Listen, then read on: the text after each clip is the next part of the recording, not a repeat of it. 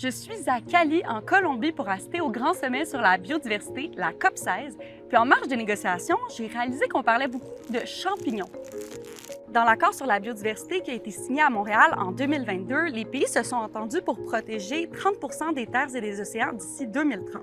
Sauf que dans le texte, on mentionne les plantes, on mentionne les animaux, mais les grands oubliés, c'est ce qui se trouve sous nos pieds.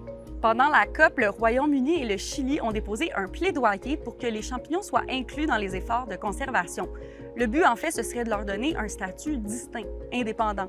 C'était pas à l'agenda des négociations, mais c'est quand même une idée qui a fait du chemin pendant la COP. Il y a des ONG et des gouvernements qui sont heureux de tout l'enthousiasme que ça a généré.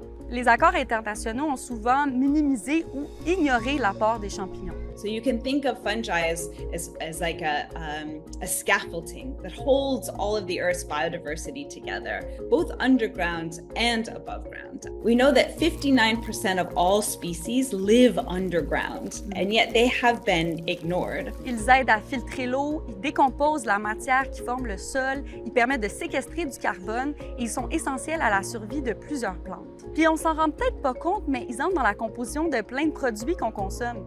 On en a besoin pour faire des médicaments, des pains, des fromages, même de la bière.